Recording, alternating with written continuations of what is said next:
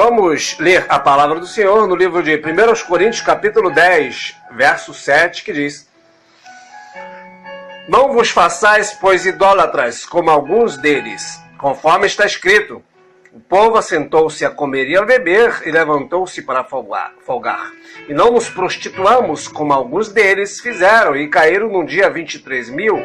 Somente até aqui, em nome do Senhor Jesus. Deus abençoe a todos que vão ouvir esta palavra, nesta tarde bendita que nos fez o Senhor.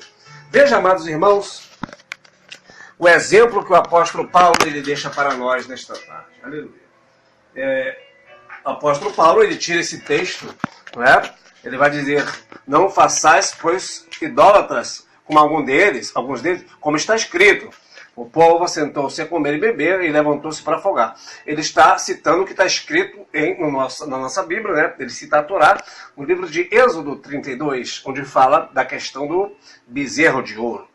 Eu estava meditando nesta palavra, mas nesses dias, aleluia, e se eu fosse colocar um título nesta mensagem, seria a volta de Jesus e o carnaval. O que tem a ver uma coisa com a outra? Eu estava meditando neste versículo aqui da palavra, amados irmãos, que tem algo que é muito interessante, né? O texto que Paulo pega em Êxodo, onde fala do bezerro de ouro: o povo assentou-se a comer e a beber e levantou-se para folgar. O que Paulo está querendo dizer? Quando fala o povo assentou-se a comer e beber e levantou-se a folgar, se você for lá no livro de Êxodo, capítulo 32, você vai ver que por ocasião da subida de Moisés ao monte, o povo se despiu todo, o povo ficou pelado, tá? O povo se prostituiu, não só na idolatria, mas valia tudo ali, tinha todo tipo de pecado, né? Nós podemos dizer que é um carnaval que aconteceu ali na questão do bezerro de ouro. E morreu 23.000. Ou seja, Deus não poupou o seu povo do pecado. Tá? Então, quando fala o povo assentou-se a comer e a beber, levantou-se para folgar, está falando de um povo que pensou assim: vamos comer e beber porque amanhã morreremos. E Paulo vai citar isso também, que a condenação dessa pessoa ela é justa. Porque, irmãos, as pessoas estão pensando o seguinte: vamos curtir a vida, afinal de contas amanhã nós vamos morrer, não é? Então esse tipo de pessoa, ela está pecando a ponto de dizer: vamos comer e beber, vamos folgar, estamos livres para fazer o que queremos. Como está no Salmo 2, e Pedro vai citar também em Atos 4, que o povo, ele disse, as nações disseram: vamos tirar de nós o jugo do Senhor. Quem é o Senhor sobre nós? Rompamos os jugos e a atadura que nos prende. Porque a pessoa, o ser humano, o servo de Deus, ela tem que estar presa ao jugo de Jesus, que é um jugo suave, um fardo leve. Mas quando a pessoa não quer estar presa a Deus, ela pensa: que é o Senhor para nós, eu faço o que eu quiser da minha vida. Então esse tipo de pessoa é o tipo de pessoa que está no carnaval. E quando fala que o povo assentou-se a comer e a beber, eu lembro lá de Noé, né? Que Jesus disse que quando fosse a sua volta, seria como nos dias de Noé. Muitos comiam e bebiam, assentavam-se, casavam-se e davam-se casamento. O que significa comiam e bebiam? Será que é pecado você comer, beber água, refrigerante, suco? Não. Comer e beber não é pecado. Quando fala comer e beber, casavam-se e davam-se casamento, significa que as pessoas levariam uma vida à parte de Deus. Como quem diz que não está nem aí para Deus, não está nem para as coisas espirituais. São pessoas desconectadas das coisas do céu, vivendo alienado, que há um Deus e há um Senhor Jesus que está voltando.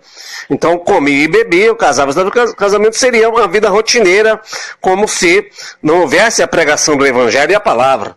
Então, quando o povo está no livro de Êxodo falando sobre o bezerro de ouro, que o povo se esquece de Deus e fala: esse é o nosso Deus, né?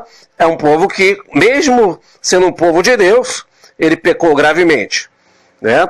E alguém diz: mas o carnaval, ele é para pessoas que estão no mundo. Certo, é pessoas que estão no mundo. Só que, se você for fazer um evangelismo numa cidade como Rio de Janeiro, na cidade grande de São Paulo, você vai ver que 90% das pessoas já ouviram o evangelho e conhecem a palavra. Muitos lá estão desviados. Aí, se você continuar nesta palavra, tá? Você vai ver que as grandes festas mundanas, ou do inimigo na Bíblia, que o diabo incitou pessoas para fazerem, na sua maioria das vezes, para zombar das coisas de Deus, do servo de Deus, e querer misturar o santo com o profano para poder, né, de uma forma, ofender a santidade de Deus, já que ele não pode tocar em Deus. Mas Deus está de olho. Vamos continuar aqui nesta meditação. Se você for para o livro de Juízes, você vai ver, o capítulo 17 vai contar sobre Sansão. Sansão no tempo de Dagom. O que os filisteus vão fazer? Após prenderem Sansão, vão colocar ele moendo, né, cego, preso, amarrado, e as pessoas zombavam de Sansão, uma multidão muito grande. Era como se fosse um sambódromo da época, era a atração zombar e rir de Moisés. Perdão, irmão, de Sansão. As pessoas zombavam e riam de Sansão, né? E aí eu fico pensando, você já viu essas pessoas que estão desfilando o jugo, pessoas idosas, né? Passando 2 horas ali atravessando? Fico pensando ali, né, aquelas passistas, aquelas pessoas sambando. É claro que ali há uma zombaria do diabo, né, sobre aqueles que são escolhidos de Deus, ou que até mesmo já estiveram na igreja. Como assim a zombaria? Imagina que uma pessoa está no inferno queimando, e aquela pessoa tem fogo, brasas, fogo debaixo do seu pé. Como que ela vai ficar parada? Ela vai ficar levantando um pé, levantando o outro, querendo aliviar, e levanta um, levanta o outro. E aí, quando eu olho para uma pessoa sambando, eu vejo que há uma zombaria do diabo, porque é como se a pessoa estivesse imitando que está sendo queimada no fogo, e ela está desesperada, querendo tirar os pés. Então esse é exatamente o movimento do samba. As pessoas estão como se queimando no fogo, e o diabo, claro, está rindo, zombando a pessoa. A mesma coisa que ele fazia com Sansão, zombando de Sansão, que era um servo de Deus, e assim o diabo está zombando das pessoas que estão lá atrás, né, não do Deus Jeová, não do Deus Todo-Poderoso, mas atrás de um bezerro de ouro. Estão no bloco, estão na folia. Inclusive Provérbios 21, 17, se não me engano, vai dizer que o que ama a folia nunca enriquecerá. E se você continuar meditando sobre isso também, você vai ver, né, que em Daniel capítulo 5 vai falar sobre a mão misteriosa, né, que Belsazar, ele pega os vasos da casa do Senhor, que Nabucodonosor tinha levado em cativeiro, e Belsazar, ele começa a beber vinho e faz um grande banquete para os grandes, não é? E ele vê uma mão misteriosa que escreve uma palavra que nenhum dos sábios pôde ler, e na escritura estava Mene Tekel Farzim. Até que depois conseguiram chamar Daniel, e Daniel falou, né, dividido foi teu reino, traduzindo, né, o Mene Tekel Farzim, que é traduzido foi o teu reino, entregue aos Medo-Persas, pesado foste na balança e achado fostes em falta. Então, aquela mão misteriosa de Deus veio como um julgamento sobre aquele homem, né, que é neto de Nabucodonosor. Nabucodonosor desaparece misteriosamente do trecho de Daniel. Nabucodonosor tinha um filho que era Nabonido. Nabonido também não aparece no texto, mas quem está à frente do reino é seu neto, Belsazar. E Belsazar, ele vê esta mão, a juntura dos seus lombos se soltaram, se afrouxaram os lombos.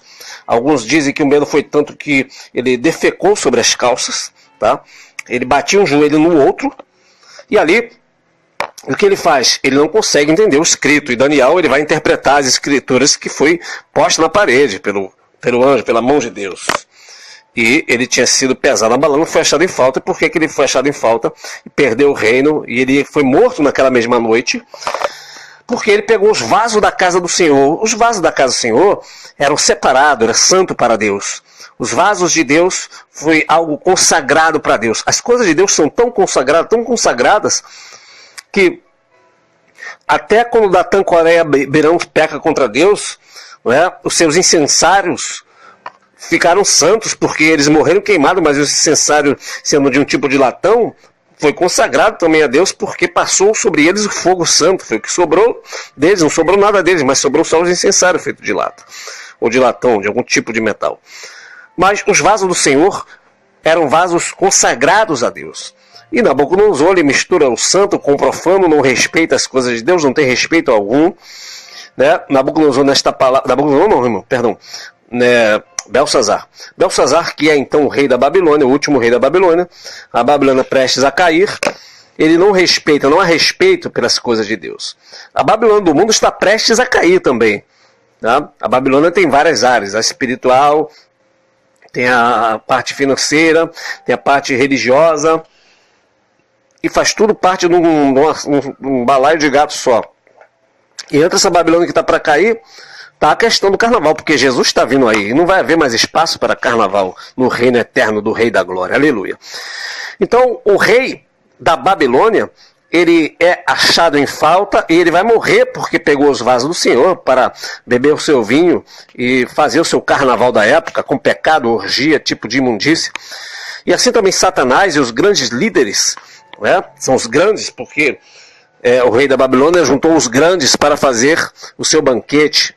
Pode ser quem for, pode ser governador, presidente, pode ser grandes artistas, pode ser quem for. Aleluia. Que se fizer os vasos do Senhor tropeçar e cair, Deus vai cobrar dele. E os vasos, por sua vez, vai pagar o preço. Quem são os vasos? Nós, irmão. Todo cristão, toda pessoa é um vaso de Deus. Né? Existe um vaso de honra e um vaso de desonra. Aquele que crê no Senhor são vasos de Deus. Vasos consagrados a Deus. Tem pessoas ali no carnaval hoje que são vasos de Deus. Aleluia. Vasos que já estiveram na presença do Senhor, são santificados, o templo do Espírito Santo. E o rei deste mundo, que é Satanás, está usando esse vaso com o vinho do pecado, o vinho do carnaval, o vinho da imundícia, da imoralidade, né? E esses vasos estão sendo depreciados, estão sendo destruídos. Aleluia! Então este é o carnaval que custou a vida do rei da Babilônia, custou a vida do povo inimigo, do povo filisteu. Aleluia! Né? Custou a vida de milhares de povos israelitas. E nesta tarde, aleluia, onde esta palavra chegar, pela rádio, pela internet, o que Deus está falando comigo, contigo, por esta palavra? Se você é de Deus, saia daí dessa feitiçaria, saia desta maldição, para que o mal também não atinja você. Quando Deus vai destruir Sodoma e Gomorra, Deus, o anjo do Senhor, fala para Ló: escapa-te por ti mesmo. Ou seja, ele estava demorando e pegou pela mão dele e puxou. Nesta tarde a mão do Senhor te alcança para salvar a tua alma, aleluia, do fogo que irá consumir esta terra, aleluia. Louvado seja o nome do Senhor. Sabe por que o fogo ainda não caiu? Porque ainda há a igreja do Senhor. Mas a igreja do Senhor vai sair da terra a qualquer momento. Aleluia. O povo do Senhor será arrebatado. E o fogo vai cair, como diz Pedro. Os elementos se fundindo ardirão. O céu vai se enrolar como um livro. Aleluia. O céu e a terra não existirá mais. Aleluia. As obras que há na terra se queimarão. Louvado e engrandecido seja o nome santo do Senhor. Nesta tarde está aqui a volta do Senhor e o carnaval. O que tem a ver? Tudo a ver. É o momento que as pessoas, né, elas se enchem do vinho, e ali também Satanás arruma a sua legalidade, porque uma pessoa quando bebe, ela perde na sua maioria a sua moral, né? Ela perde o seu tino, o seu juízo, e ali aquelas pessoas cometem todo tipo de imundícia. É como se dissesse que está tudo liberado. É muito sexo, muita imundícia, muita imoralidade, muita nudez. Aleluia. Tudo que desonra a palavra do Senhor. Então, qual é o teor desta mensagem? É que para que o Brasil, o Rio de Janeiro, São Paulo, todo o Brasil se arrependa do carnaval. Aleluia. É tempo de se arrepender. Se tem algum servo do Senhor neste meio, se arrependa. Aleluia. Busque o Senhor. Quantos laços são armados por Satanás, irmão? Jovens que têm a vida ceifadas nestes dias. Aleluia. Aí alguém vai falar assim: ah, mas todo dia morre gente, todo dia morre pessoas. Sim, é verdade, mas a diferença é que o salvo ele vai para a glória. Aleluia. Já pessoas ímpias, né? A Bíblia diz que tem os dias abreviados. Então o que Deus requer de todos? Se arrependam, se arrependam, se arrependam e creiam no Evangelho para que sejam apagados os vossos pecados. O que tem a ver com a volta de Jesus? É que Jesus ele virá justamente quando as pessoas estiverem muito bem à vontade e não estejam nem aí para as coisas do Senhor. Uma coisa muito interessante é que em Apocalipse capítulo 6, quando fala dos 4 cavalos ou cavaleiros do Apocalipse, né, vem o cavalo branco simbolizando o anticristo, que é com a falsa paz, com aquele branco. Depois vem o cavalo vermelho simbolizando a guerra. Né? Depois vem o cavalo preto, que significa a fome. Né? E depois vem a morte, um cavalo verde. Mas o que vai acontecer? Quando vem o cavalo da fome, né? Vai ouvir-se uma voz, um punhado de trigo por um dinheiro, e mais tantos punhados por um dinheiro, e não danifiques o azeite e o vinho, E o que esta palavra vem significar? Em meio à fome, uma voz foi dita: não danifiques o azeite e o vinho. Ou seja, mesmo em meio ao caos instaurado pelo anticristo, a imoralidade, a imundícia, mesmo no caos pelas guerras, mesmo havendo fome, pessoas vão estar preocupadas ou vão ter azeite e vinho. O que significa o azeite e o vinho neste contexto? Significa que vai haver pessoas ainda, mesmo com tanta coisa acontecendo, preocupado com os prazeres desta vida. Tá? Pessoas preocupadas com o carnaval. Será que essas pessoas não conseguem enxergar que o tempo está acabando? Aleluia. Será que essas pessoas não conseguem ver que o tempo é findo? Não dá mais para se preocupar com azeite e com vinho. Não dá mais para se preocupar com as coisas deste mundo. Aleluia. Não dá para se preocupar mais com tanta coisa acontecendo, né? Guerras, rumores de guerras, até mesmo inclusive na fronteira com o Brasil e a Venezuela. Aleluia, fome sobre a terra, coisas tremendas acontecendo, irmão. Jovem sendo queimado, Brumadinho, né? Coisas tremendas acontecendo e vai acontecer ainda. Estou falando de Brasil, não estou falando nem de mundo não, tá? De mundo está acontecendo coisas sobrenaturais.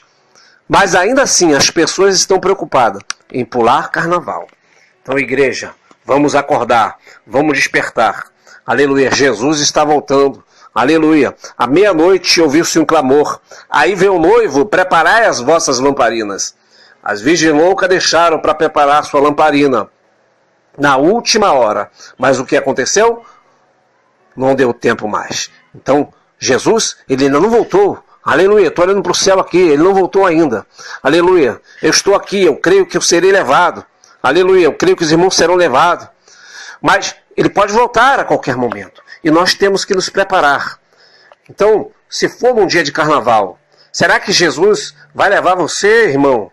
Você que está bebendo, você que está aí saindo fantasiado, aleluia, não é? Você que está se desviando, caindo só para pular o carnaval, Deus tenha misericórdia da tua alma também, para que o diabo não arme um laço contra a sua vida, para que você não dê legalidade para o adversário. Porque quem crê no Senhor Jesus, a palavra de Deus promete: pode cair 1000 ao teu lado, 10.000 à tua direita, mas tu não será atingido. Mas e quem não está, irmão, com Jesus? Aí ele depende da misericórdia, porque o diabo fica furioso para tragar uma vida que já conhece o caminho. Porque uma vez que a pessoa conhece o caminho, Satanás sabe que essa pessoa pode voltar a qualquer momento. E Satanás quer levar uma pessoa no pecado, estando devendo, né? Então é tempo de buscar a Deus arrependido, de joelho aos prantos, porque, aleluia, o rei está voltando. Aleluia, o preço Jesus já pagou. Aleluia, não é? Para nossas almas, derramando o seu sangue naquela cruz. Então nós vamos estar orando, que esta palavra possa atingir o teu coração. Todos os carnavais da Bíblia, todas essas festas mundanas e tudo aquilo que não tem Deus, não acaba nada bem para aqueles que assim fazem, não é? Porque uma vez que você coloca Deus num determinado lugar, numa determinada festa, não é? Você vai estar honrando a Deus, apontando para Jesus, colocando Jesus ao centro. A honra e a glória vai para Jesus. Mas o carnaval e as festas que nós citamos aqui, não é? Porque eram festas sem Deus, sem ser para a glória de Deus. O carnaval, os filisteus celebrando Dagon e zombando do servo do Senhor, não é? A mão misteriosa, o banquete, a prostituição, o carnaval. Aleluia. Louvado seja o nome do Senhor. Se tem algum crente nesse meio, se tem algum irmão, tem que sair. Eu sei que tem irmãos que às vezes trabalham, né, nessas situações, mas faça o possível, nem para trabalhar nesses lugares. Aleluia. Por quê? Porque Jesus está voltando. Ele não quer que você se contamine, quer que você seja separado do carnaval. Deus abençoe todos. Inclusive, eu lembrei agora até de um texto que aconteceu no livro de 2 Reis, quando Jeú vai matar os profetas de Baal. Ele fala para juntar todos os profetas de Baal, que Jeú ia cultuar Baal, não é? Que Acabe serviu a Baal e ele ia servir mais a Baal ainda. Então, juntou muitos servos de Baal e depois fecha-se aquele lugar onde está o servo de Baal. E Jeú vai falar assim, ó, não deixa nenhum servo de Baal fugir e guarda-te para que não haja nenhum servo de Deus no meio. Então Jeú, ele vai matar todos os servos de Baal. Mas ele faz um alerta: guarda-te para que não haja nenhum servo do Senhor, do Deus vivo. Não haja nenhum servo de Jeová no meio. Então, que nós venhamos pegar esta palavra para nós e dizer que não haja nenhum servo de Deus no meio do carnaval. Aleluia, porque Jesus está voltando e o carnaval tem tudo a ver com a volta de Jesus, porque aquele dia virá, segundo as palavras de Jesus, aquele dia virá como um laço sobre todos os moradores da terra. E eu não quero ficar, e eu creio que nenhum dos irmãos quer ficar. Assim sendo, vamos estar orando no nome do Senhor Jesus, para que Deus venha tocar corações nesta tarde gloriosa, no nome de Jesus.